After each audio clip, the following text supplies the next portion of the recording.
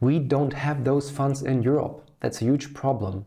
We raised 300 million, which is the largest first-time fund ever raised in the climate space. Germany still needs to do a lot of catch-up. I would love us to dream a German or a European dream. I also worked for Angela Merkel, who is the German Chancellor. I remember her once coming back from China, a moment of silence, and she was just, "Where's the coffee? Where's the cafe?" Yeah. It's time to work, to continue working. Fridays are not meant to be casual because you have to work for more than 4 days a week. Productivity cannot be enhanced without efforts. Being bold, it's something that we all need. So today I'm doing a YUVC, YU Venture Capital podcast here at WorldFund's office. Part of this might be Ecosia's office right now. Visiting the general partner, co-founder at WorldFund, Danijel Višević. Hi, Daniel. Hi. Thanks for being here and having me in your podcast. So did I pronounce your name right? Daniel, yeah, you can say Daniel, but most say DJ, as I have a J in my name. So they avoid saying Danijel, which would be overly correct, as my parents are from Croatia. It reminds me a lot about techno, especially we're in Berlin right now. I'll just call you DJ, maybe? Yeah. Okay, so thank you first of all for saying yes to my interview request. And we're super thrilled today in Berlin and talking to the GP of the biggest first-time fund of a ClimateTech fund with you here. Let's kick it off. Sure. So, Daniel, before we dive into YU Venture Capital, so would you like to introduce a bit about yourself, like from a communications guru's perspective? Very happy to. I think my background is also quite unusual for someone who has built, as you said, a ClimateTech venture capital fund. We raised 300 million, which is the largest first-time fund ever raised in the climate space, and even on a broader perspective, as we have 2 small funds in Europe. So my background is in communications, as you mentioned briefly. I'm an economist who started to work as a journalist while I was studying. Well, I studied economics as well. Yeah. Yeah. It's very important understanding, especially in these days where politics and economy is super relevant for investments. So it's very good to understand not only the business, but also the world where we build businesses in. So while I was studying economics, I was writing for Handelsblatt and some other economic newspapers. And then I moved to Berlin. That was in Cologne. Then I moved to Berlin, to the capital, in 2006. Which is what was the trigger for you to move into Berlin? It was the startup scene. So it was definitely what was happening here was just like, wow. I was impressed by people who have been, who had an idea, told me about it, and like 2 years later, they employed hundreds of people based on an idea they had. Among others, Tim Schumacher, who's my co-founder at WorldFund, a serial entrepreneur, and this is like we met each other in the first semester when we just started to study. When was that? And starting back then, it was like Berlin was already like a startup hub for Germany. Not even. I must say that Germany was very far behind, and if I'm very honest, Germany still needs to do a lot of catch up. So Tim and I, we met in 1997. I'm 47 years old, so a bit older. 1997 was when I was born. Yeah, you see. So that's when I already had my school degree and started studying. And I moved to Berlin in 2006, so when things started to develop. And I remember that as a journalist then for Deutsche Welle, which is the international broadcaster of Germany, I was focusing on startups and venture capital. And I remember one of the investors saying, until the end of this decade, 2020, we will have 1 billion invested into startups. And we've been in that year, I think it was 2012, we've been at 100 something. And everyone was saying like, okay, dream on, dreamer. In 2020, we've been close to 10 billion. So you can see that from nothing, we came to somewhere significantly, especially in Berlin, which is impressive. And this is what sucked me into the city and also made me an evangelist of tech and German and European venture capital. Yeah. So speaking of tech, so early on, have you imagined like founding or investing when you were a bit younger, like when you were a student or even younger? So were there any like early signs of entrepreneurship in you? I was raised in a family that was very poor. So my parents came as immigrants to Germany from, then it was Yugoslavia, now it is Croatia, Bosnia, and they don't even have a school degree. So they only went to school for 4 years and had a very hard life in Germany. So I was not raised among those who were founders or investors. So I have to confess that I not even didn't think about it. I didn't know this exists.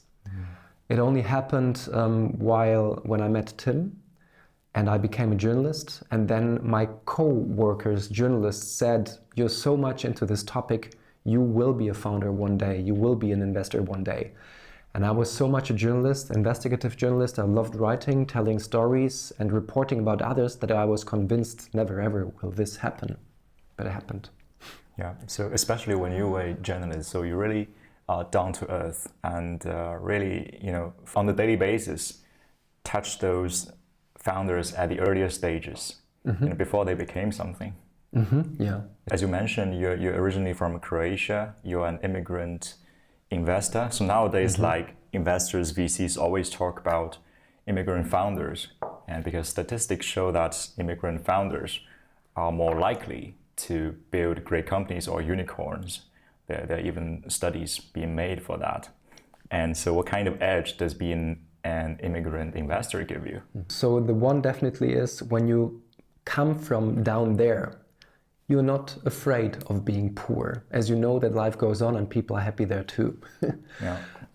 So this is giving you a lot. Secondly, you're grateful for everything you got because it's all on top of what you have had before. So you are among people where you learn, at least I learned, that they are also like normal. Like everyone is a father, is a mother, is a brother, is a sister. Everyone has fear. Everyone is enthusiastic about something. We are all as different as we are, the same as human beings. So I did mention before that I also worked for Angela Merkel, who is the German Chancellor. Yeah. And having worked with her, it's just like the most powerful woman on earth is so human. And when you meet those people and you just know that they are as concerned as everyone else, as afraid as everyone else, as ambitious as everyone else, you just know that, you appreciate things more. And let me mention maybe a third thing. You're also better able to change perspectives, which is very important, not only to be empathetic, to understand and feel others, but that also makes you smart. It makes you knowing that things are not absolute, things are changing from one day to another, and things can be viewed differently. So if you had the view from down, from the side, from another language, from another culture, this is a huge edge. Different markets for sure. It reminds me a lot about like what Jensen Huang said. So he said those who tend to be more successful are not those who really come from a great background or not even like the ones who are most smart. It's like who set lower expectations or who are more resilient, despite of all these circumstances or obstacles that they may face on their journey, up and down journeys. Yeah, true. Totally. Setbacks are a good thing. Or how I tell my children often, failures are your friends, as they are showing you where you can learn and become better. So would you like to share like one of your biggest failures so far and what you have learned from it? Very good. Very, very good move. That's really the right moment to ask it.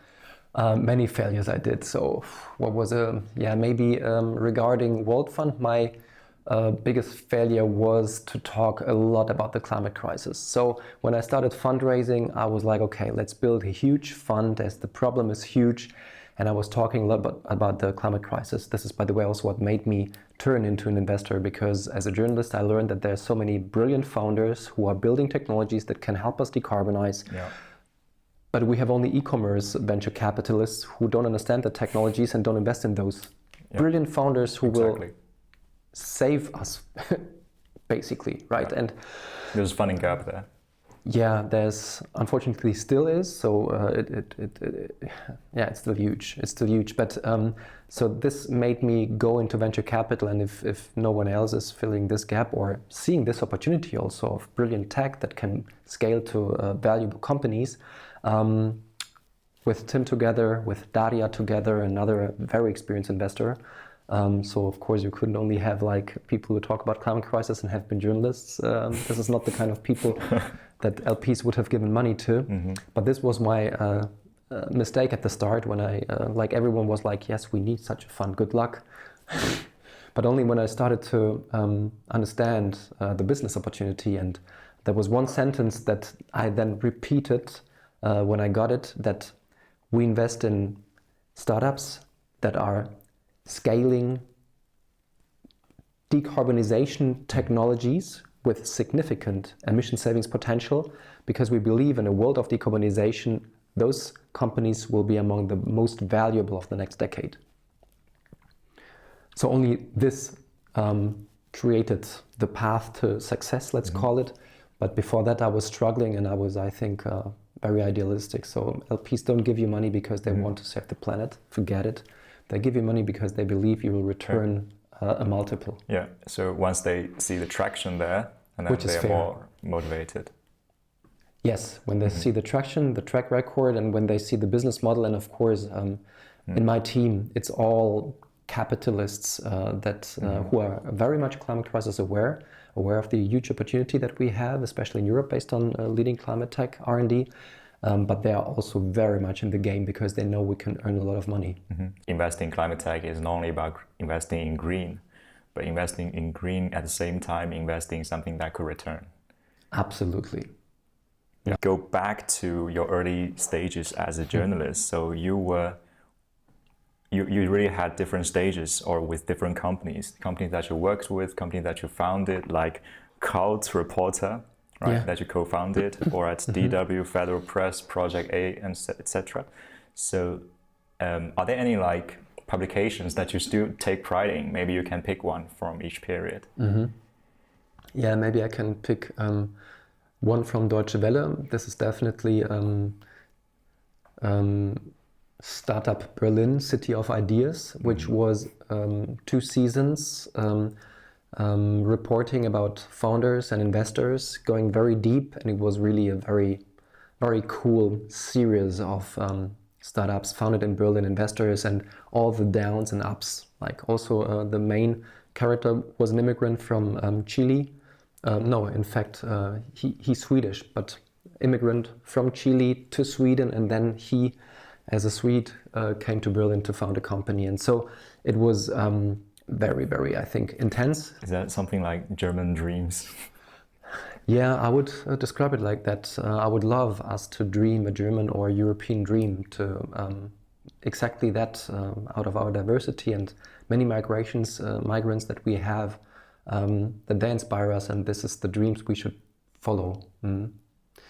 So this is one, and the other is about war. So as mentioned, my parents are from Croatia and Bosnia, and that made me very sensitive for everything about war. So German soldiers also fought in Afghanistan, and my family went through war, and I have veterans and also very traumatized uncles, cousins. I was very aware of that topic, especially when nationalism came up, the latest in 2015.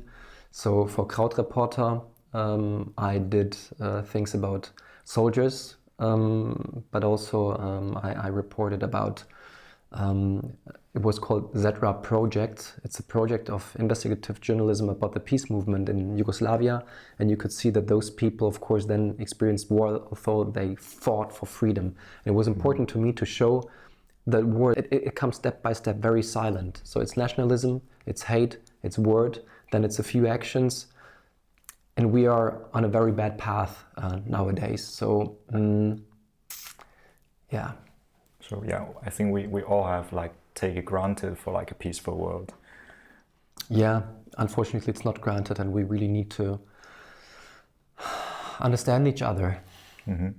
Yeah, so like afterwards then you worked with Angela Merkel. So what was it like? Yeah, that was of course also very intense, as she was a very impressive person. So very integer, very open-minded, very curious.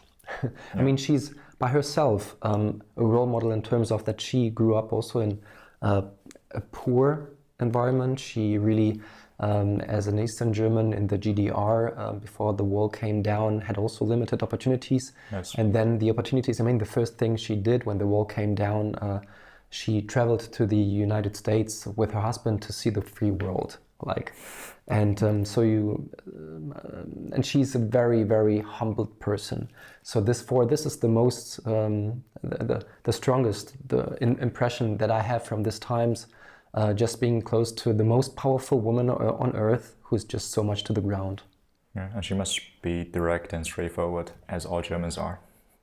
Extremely, yeah, absolutely, and working hard. I remember her once coming back from China with all her stuff, and everyone is very tired, and everything was like spoken about, and a moment of silence, and she was just, "Where's the coffee?" Where's the cafe? Yeah. Yeah. Okay, so more tired than otherwise. She came back from the States.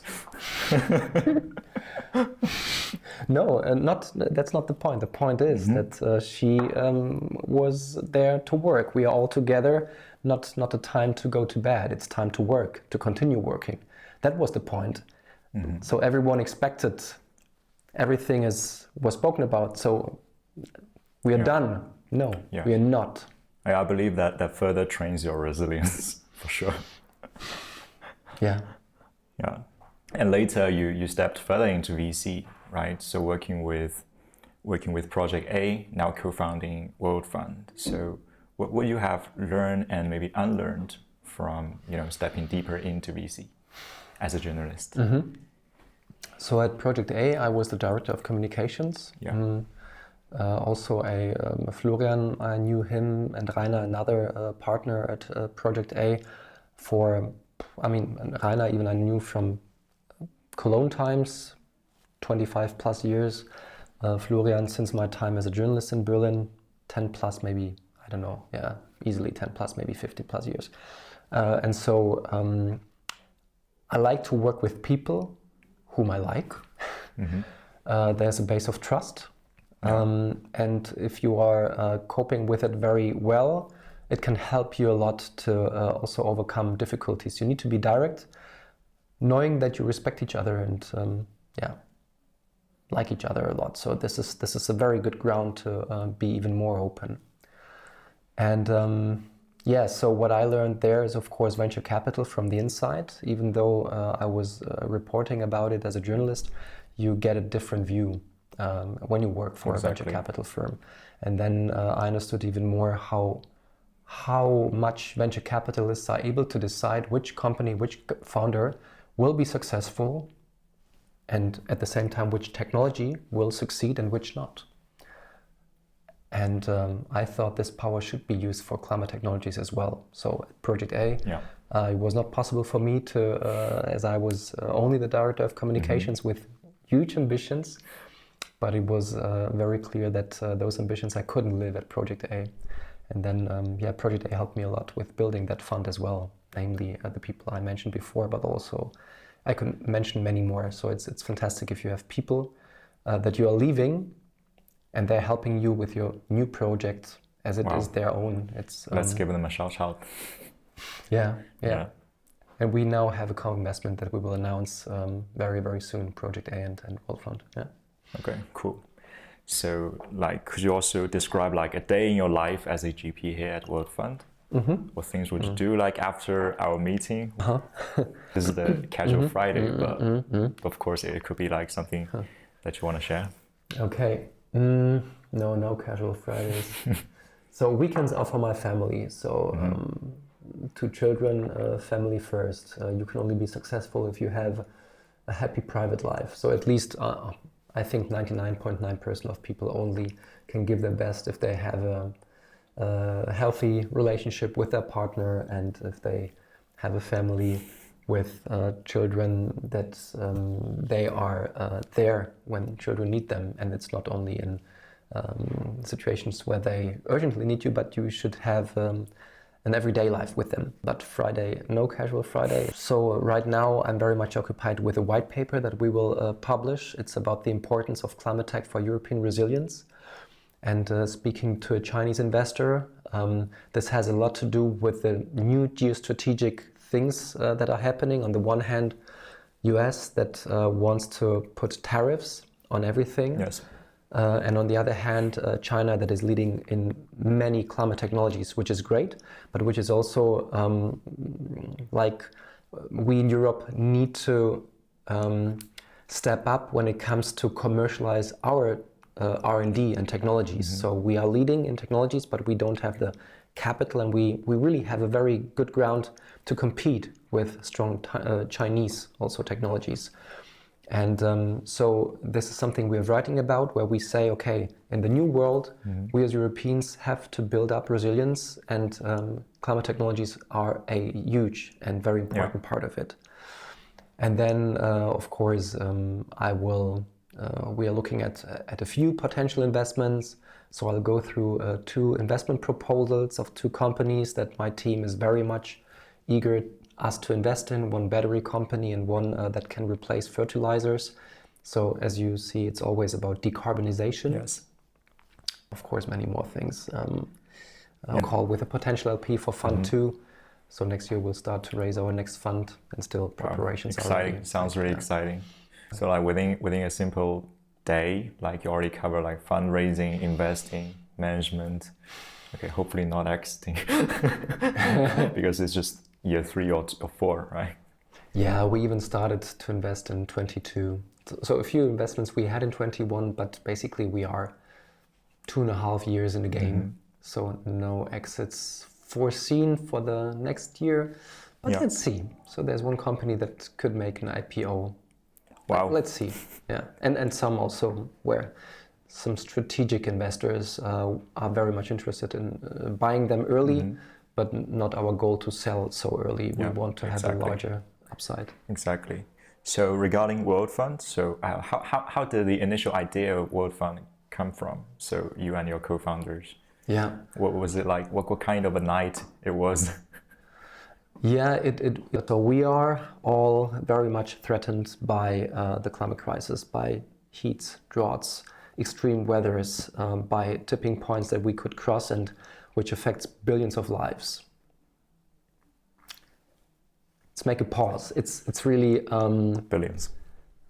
Yeah, of course, affecting billions of lives. So we are on a path to warm our planet to nearly 3 degrees Celsius. We already crossed 1.5 degrees this year. Will be like 2024 will be the hottest year with 1.55 Celsius degree above pre-industrial levels, after 2023 having been already the hottest year ever. In the year 2017 there was a book that came out, and that was also something, it described 100 technologies that we need to invest in and scale to limit global warming. And it's venture capital cases where we are investing too little. Of course, fortunately, wind and solar and also EV and batteries are now really, but there's so many more technologies that can help us decarbonize fast. So this was a trigger point. It's a book, Project Drawdown, was published by Hawkins. That was read by Christian, the founder of Ecosia. Ecosia became the very first investor of WorldFund. Tim and me and Daria. So we've been like, okay, this is a blueprint to do to build a fund and to do the investments. Okay, so writing into venture capital, so like which stages did you choose specifically that you want to invest as a fund, which might, at this area you might find like the largest funding gap? It is in Series B. It's the largest opportunity. So Series B is only reached by, or mostly only reached by companies that already had pre-seed seed A funding, and many of them have achieved their goals, over-delivered, have top teams, have top technology, and now need either to build their first of a kind or even have done so already, but need to scale massively.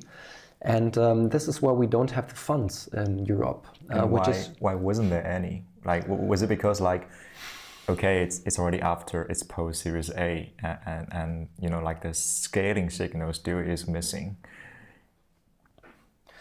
We don't have the fund sizes, period. It's the capital needed there is the rounds are 100 million plus, or let it be 50 million plus, but usually it's 100 million plus rounds where you need a lead investor who is able to really do a ticket of 40 million, 50 million. There was none. We don't have those funds in Europe. That's a huge problem. I would have built a larger fund already with the first fund, but it didn't work for two reasons. The one reason is very a good reason. You need to have the experience, and you need to build on a track record, where you can show LPs, but also really with certainty say, we know how this Series B game has to be played to really invest in the right tax and teams. Yeah, because there were no former experience that you can show the LPs, and now you've got it. Yeah. And for a good reason, they then say, it's my money. Sorry, I really only want to give you, and I mean, I'm going into a risk if I invest into a venture capital fund. But to a certain degree, I want to control it. And of course, it gives me more security and certainty if I can see that you have shown in the past that you can do what you want to do. So with the first fund, we also did seed and A investments and a few B investments. So of course, those seed and A companies did Series B rounds. So already before WorldFund, but especially with WorldFund 1, now we are gaining this experience and understand this stage. Yeah. Which gives me confidence that we will, with the second fund, focus very much more on the Series B. And it's also, again, for capitalistic reasons. We see how many companies struggle here, and then we can hope that American VCs who have the fund sizes will step in, or corporates who then buy those companies far too early.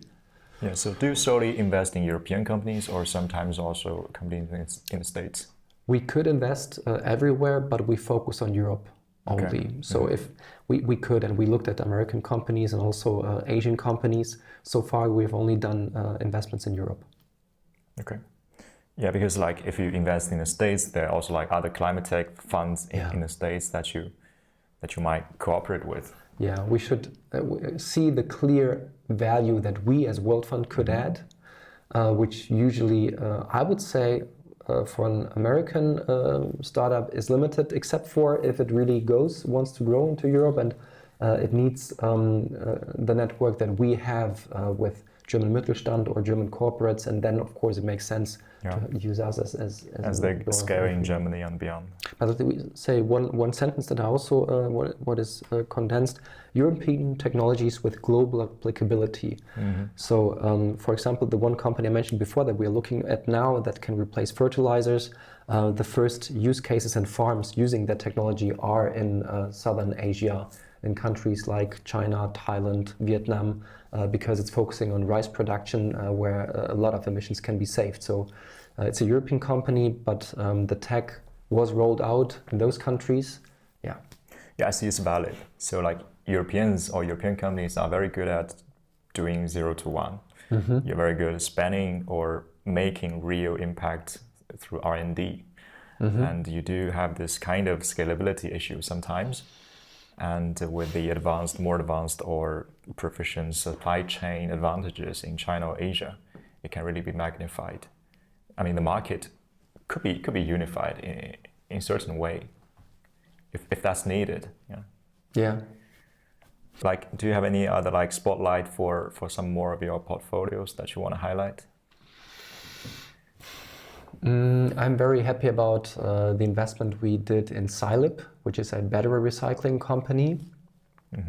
They, by the way, also toured through China only recently, as the largest battery manufacturers are in China. Cattle? Yes, for example. Scalability has developed a fantastic technology, a spin-off from the Technical University of Aachen.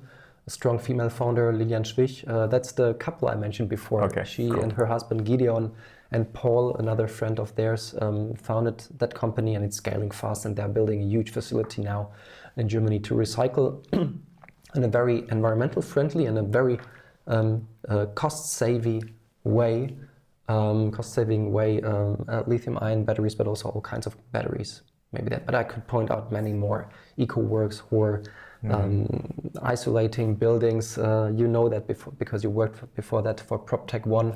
That's our co-investor here, fantastic founder Emanuel Heisenberg, descendant of the Heisenberg. But then maybe also IQM quantum computers.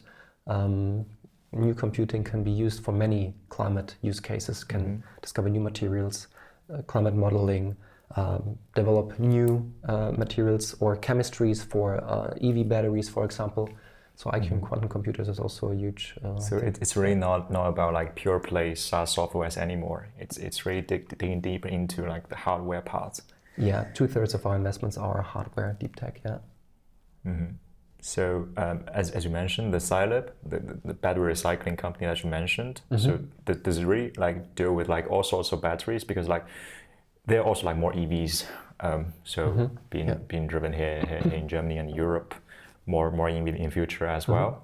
I mean, like people say that electric vehicles are more eco, but like they also ignore the fact that the battery has to be recycled at the end of the day. It might even create more burdens to the environment and stuff.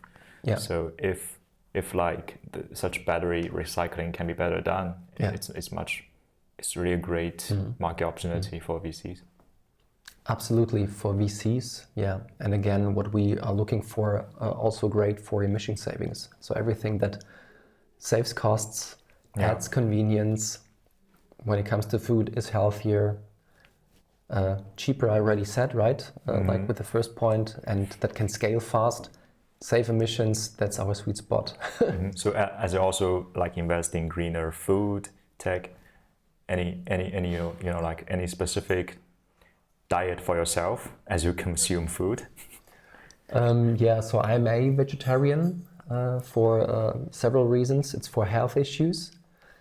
It's also for moral issues. I mean, it's also living beings, and if you know how they are, it's not that they have happy lives, they are slaughtered. So for health reasons even only, you shouldn't eat meat. Okay. I'm guilty. Sorry, I'm guilty. I was like, and that's also something I don't want people to feel guilty. I was also eating meat until 3 years ago a lot. I'm flying when I can't avoid it. So this is not the way we should pursue. So I always try. I was different, I must confess, until a few years ago when I was like alerted but out of bad consciences, people don't act like they need to understand the urgency, but I really don't want to let people feel guilty. If you understand that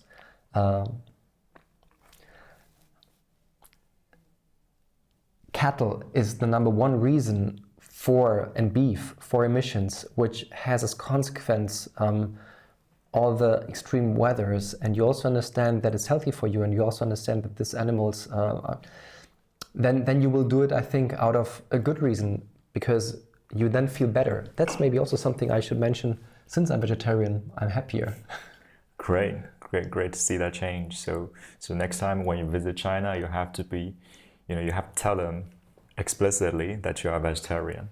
Otherwise, like you might be served with wrong foods. My parents are from Croatia. Only years ago, when I ordered vegetarian food, I got chicken. And I was like, sorry, this is meat. And they're like, yes, but it's flying. And I was like... What's the rationale behind that? Yeah. Okay, yeah. And so as a VC right now, do you have any other like controversial or contrarian or unpopular ideas? That's a very, very good question. To many, it's an unpopular idea to say that impact is something that can help generate superior returns, especially in climate, as you are addressing the largest problem with decarbonization. So we have developed a tool which is called Climate Performance Potential, and the brain behind is Morgan Scheel, who, like I mentioned before, Project Drawdown, which inspired us to build WorldFund. Yeah. People from Project Drawdown are active in a project that is called Project Frame, And this is where the tool was developed with Morgan Scheel among those leading that. So if we can make sure that a technology has climate performance potential, we avoid the word impact, I'll tell you why, then we consider it's a financial KPI, and in the world of decarbonization, the probability of generating superior return is even higher. So CPP, climate performance potential, is an indicator for superior returns. So we avoid the word impact because people, investors, think impact doesn't go with profit. They're telling me, no, I'm not for planet, I'm for profit, if they are honest and open. So did one billionaire I spoke to. And I told him that looking at the investments we've done before WorldFund, you can see that we did more than 70 investments, and those outliers, super successful companies that helped us to get to an average of 9.2x, like a multiplication of value of more than 9. And it's mainly driven by impact investments. And he looked at that companies. He's suspicious. And he said, then it's not impact. Yeah. And period. I mean, what can I argue? So my consequence was to avoid the word impact. We're not using it. I can't teach a billionaire to understand something what he was believing in for decades, and also LPs. So I'm really consciously avoiding the word impact, and I'm saying climate performance potential. So maybe the contrarian view is still, I still have it, impact goes with profit. Yeah, that's still really a misconception by the industry. Yeah. So if you could back any climate tech startups, despite how far-fetched it is or speculative, what kind of companies would you back? Exactly the companies we have backed so far. Okay, cool. But you still have your imagination, like you're as good as your next deal. Yeah. Right? So if I could really build that company, it would be led by diverse people from different countries and continents. It would be led by a female person. It would be a technology that can scale fast, save money, deliver convenience, and which has a huge margin so that it's super attractive to not only impact investors, but also general investors who are like only for profit. And this is companies that we have invested in. Like I could say, I can say every of the companies. So I mean, it's not difficult. Unfortunately, not difficult in Europe, where we have per year more than 2,000 companies and founders applying for funding, and you can invest per year only in 5. So you need to decline 1,995. So you can imagine that if you have this narrow view, all boxes need to be ticked. You end up in nearly investing only in such companies. So where do you see WorldFund in 5 years? The biggest wish I have is that we have served as a role model, and basically all venture capitalists describe themselves as climate investors or focusing on decarbonization. We need to prove with our first fund, and in 5 years, I think there will be a lot of clarity that we have invested into highly profitable companies that really pay out to LPs. So in 5 years, I want to be there. I will be raising the third fund. Then I guess I want to be in a position where really LPs are like, please take my money. And I'm like, sorry, I can't take only so much. Go to the other world funds. So you've been here in Berlin like since 2006. So it's already like 18 years. Wow. So what's changed in Berlin and especially like in the startup scene? Oh yeah, a lot. What I embrace and love a lot is the first language in Berlin Mitte, at least, is English. So when you enter restaurants, cafes, etc., I unconsciously already speak in English to the people, which shows you that there was so much migration happening. I don't have the precise numbers now, but it must be in the hundreds of thousands of people that came in to build companies. So this has definitely changed. It has become an international city. And I would say that Berlin became Berlin again. If you know about history, you know that Berlin was a very international city already in the last, since industrialization. Yeah. It was a city with 4.5 million inhabitants. We are now still below 4 million, although the city is growing fast. So the city was already multinational, multi-religious, and it's getting its soul back. And so Berlin nowadays is what it has been, and so this has changed, yeah. Yeah, I love it because here it's easy to park compared to cities like Vienna, which I spent quite a trip during this road trip. And Berlin. Less traffic or what? Because there's a lot of car traffic, or what do you? No, I mean, like, it seems like here people like, or the city doesn't really manage how cars are parked. Yes, that's unfortunately true. That's something I don't like, to be honest. But you know, as a driver, it's good. Yeah, cars. The city loves cars, but I think this is something we can make a more beautiful city if we have more cyclists, and not only for climate reasons, but also we have fantastic public transportation, and still so many people are using cars, as we are very open for cars. Yeah, it's full of cars. So do you see like Berlin continue to thrive as a, okay, of course it's already like a major venture hub in Europe. Will it grow? I'm sure that it will, as the potential is still large. Also, if you compare it to a city like London, if you compare it to a city like Paris. I think Stockholm is a very nice role model in terms of being a city that is maybe a fifth of the size. No. Even smaller? City. No, it's more. If you look at the metropolitan area, it's maybe only a third. But it's really a hub of founders and also internationalized quite.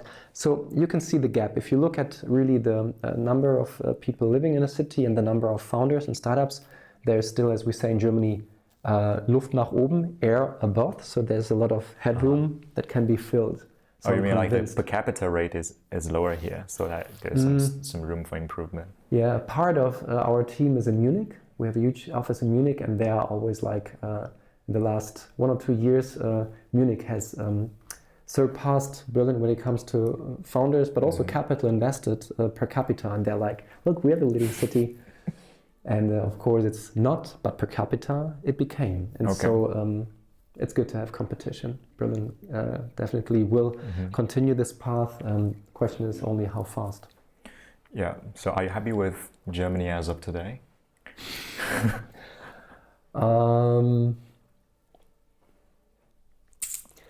I would say 75-80% of things I'm happy with, but there are things that definitely need to be improved. So what I'm happy with is still a huge openness of the people for international and for migrants. Although in media there's a lot of other things communicated, but very curious people who are very open-minded.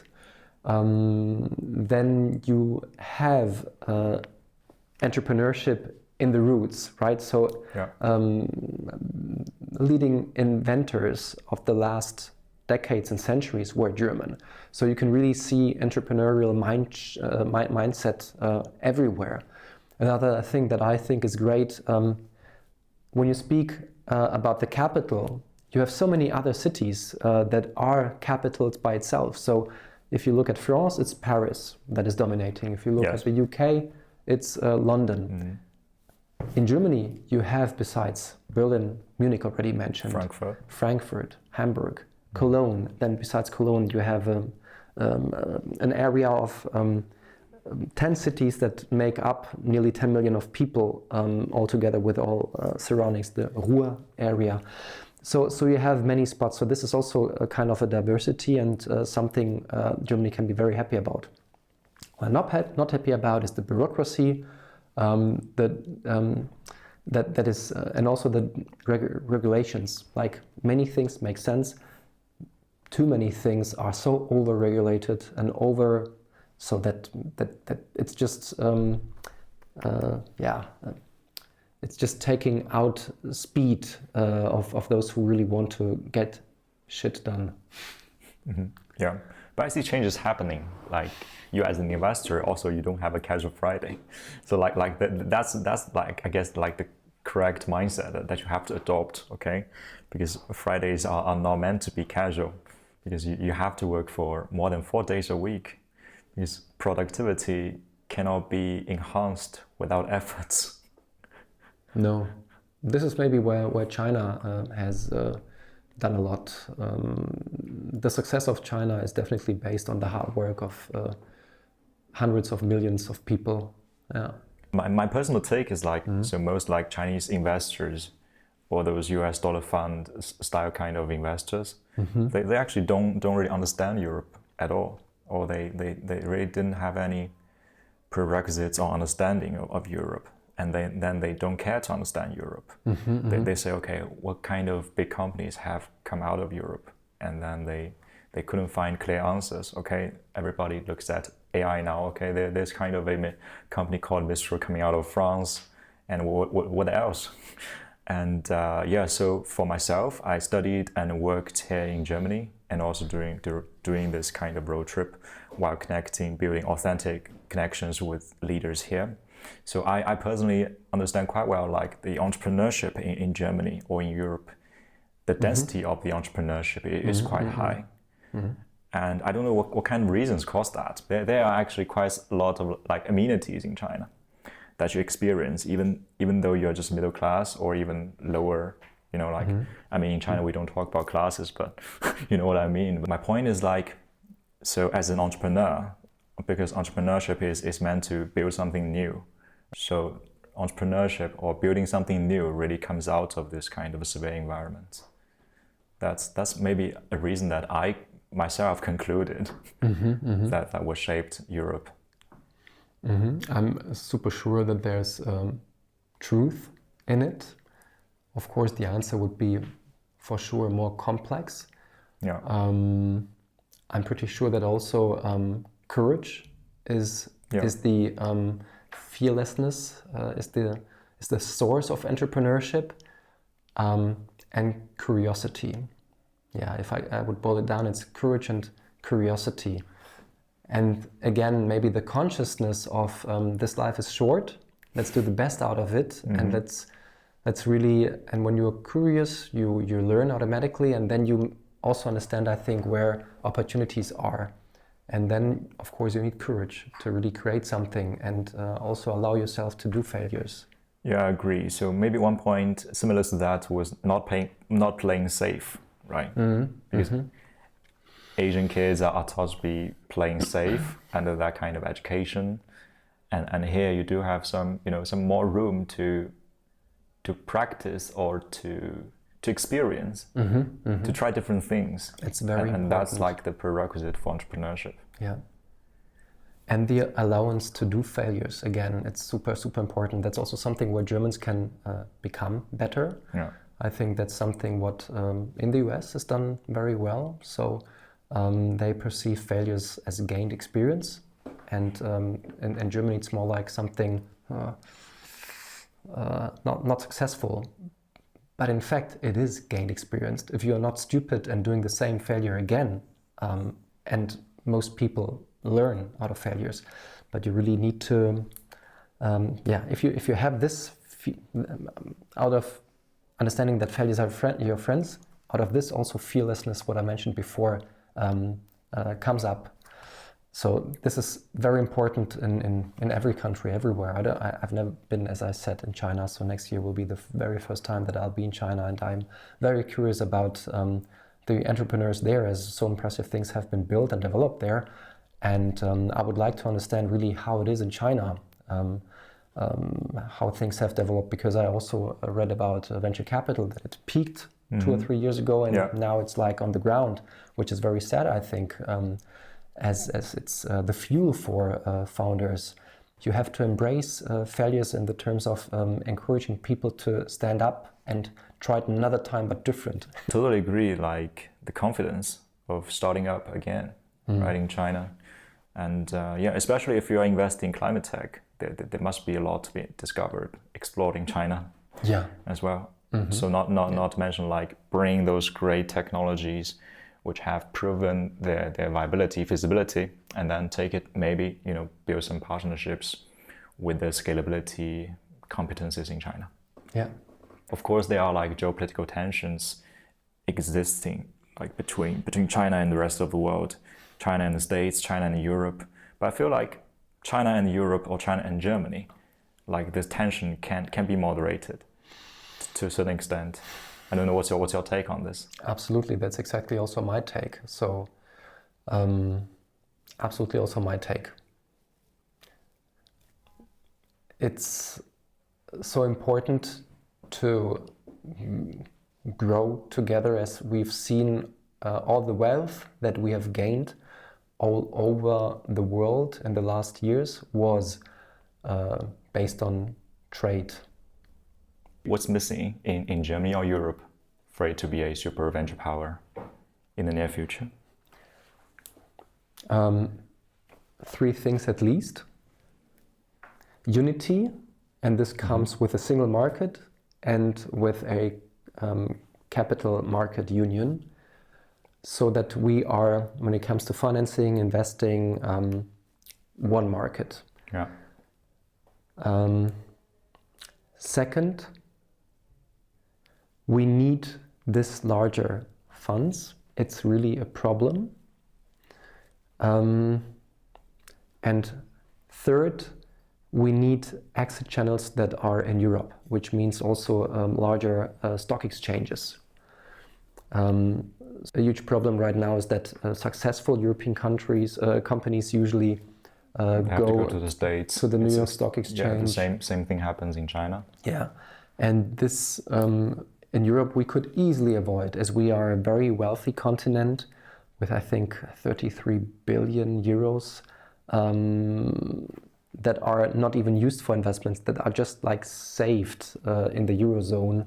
It's numbers from Eurostat, where we can really invest in those innovations and companies and let the continent thrive, the whole world benefit from those innovations. I said European tech with global applicability. Yeah. So this is the 3 things that we need to do at least, and we have it in our own hands. And I'm very optimistic that the new EU President Ursula von der Leyen, she really got it. And when you read the Draghi report, for example, you really understand that the new EU Commission wants to go exactly that way. Cool. Yeah, so for the last part, let's go a bit more onto the personal traits about yourself. And what was something that you believed so deep, but later that you found it was not that important anymore? That it's not important anymore. Yeah, not important. That I believe, but it's not important anymore. If I'm honest, thinking things through too much. I'm a thinker. And sometimes it's really good just to have a good time. Enjoy time with your children. Don't think about your job or what things could happen when you're with your children, for example, or when you're with your friends, or when you could have a good time. Things happen, so many things are not under our control, and taking it easy, yeah, instead of thinking things through, if that makes sense. Yeah, for sure. Yeah, like years ago I would have said, like, I'm prepared for every scenario. That's more like a consultant kind of perspective. And I mean, sometimes whatever happens, you're prepared, but so often things happen that you even have not thought. So, you know, this 20-80 approach, I would say that way is 80-20. You really overdo things, overthink things, and at the end, the benefit is so small. Okay. The Pareto. What is it, the ratio? You know, 80-20, yeah. 80-20 is fantastic, right? You do a little and achieve 80% of what you wanted to achieve with 20% of work. So quite often that works. But if you overthink things... But maybe you never know, like, which 20% of your work was that 20%. Okay, so last question. So what do you think is the meaning of life to you?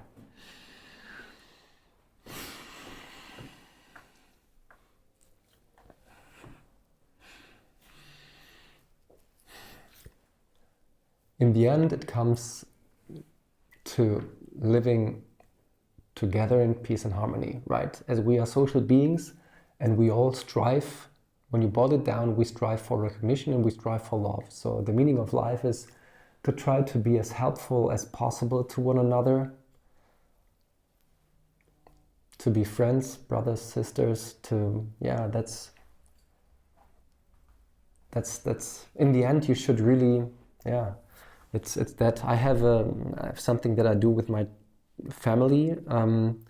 We try to do it every evening, asking ourselves 5 questions, and one question is like, what are you grateful for? The other one is like, what have you done that was good for you? What have you done what was good for others? If you ask this question yourself every day, you learn that this is what makes you most happy and fulfilled, if you make others happy. Yeah, exactly. So the shirt that you're wearing, so how come that you can make the name of the fund WorldFund? Yeah, I have to. You have to think big, so to get such a name that is not registered already. Yeah. Kudos to my co-founder Daria Saharova, who is a very, very bold woman. It was her idea to name it WorldFund, as we are tackling a world problem, and we checked it, WorldFund, there's no venture capital firm and no investor called like that. And she was also like, when Jeff Bezos founded his Earth Fund, she was like, okay, if he can, we can too. Cool. That's being bold. Yeah, it's something that we all need. Perfect, Daniel. So the podcast actually went into very good flow, and I really enjoyed that. Yeah, thank you. I enjoyed it also. Very well prepared questions, and I enjoyed our conversation a lot. Thanks so much. It was quite open of a podcast. Thanks. Cool.